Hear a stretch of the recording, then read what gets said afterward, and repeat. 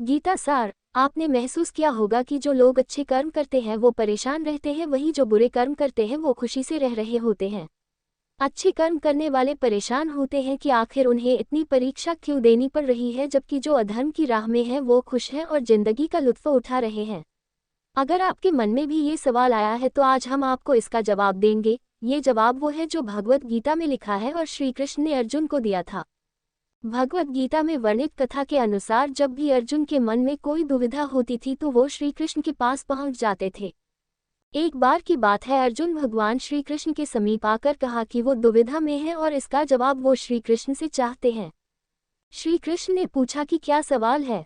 अर्जुन ने कहा, मुझे ये जानना है कि अच्छे लोगों के साथ हमेशा बुरा ही क्यों होता है, वही बुरे लोग खुशहाल दिखते हैं।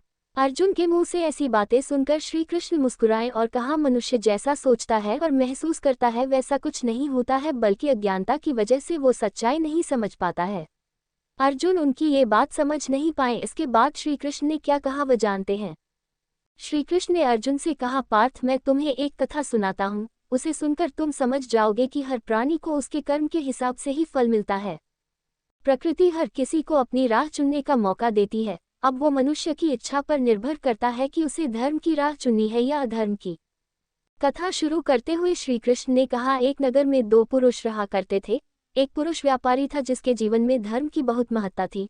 वो पूजा पाठ में यकीन रखता था। वो हर रोज मंदिर जाता था और दान धर्म भी करता था और हर रोज भगवान की पूजा करता था।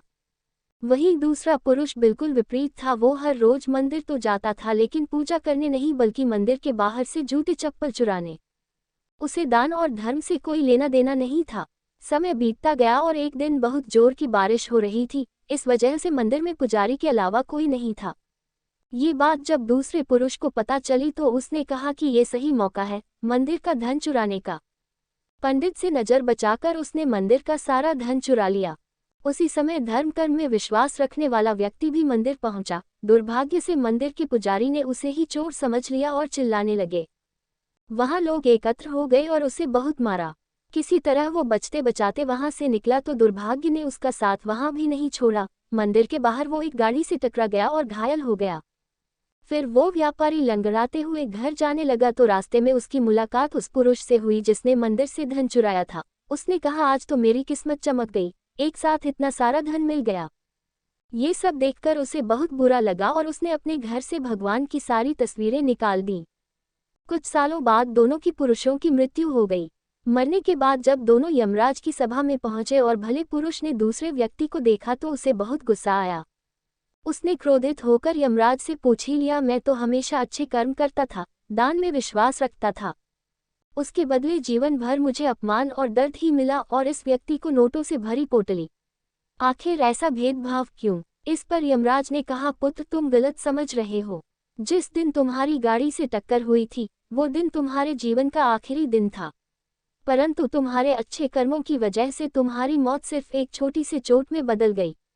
तुम इस दुष्ट व्यक्ति के बारे में जानना चाहते हो। दरअसल इसके भाग्य में राजयोग था, मगर इसके कुकर्मों और अधर्म की वजह से वो सिर्फ एक छोटी सी धन की पोटली में बदल गया।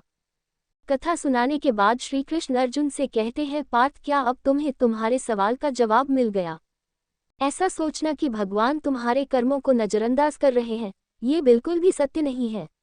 भगवान हमें कब क्या किस रूप में दे रहा है मनुष्य को समझ में नहीं आता है, मगर आप अच्छे कर्म करते रहें तो भगवान की कृपा हमेशा बनी रहती है।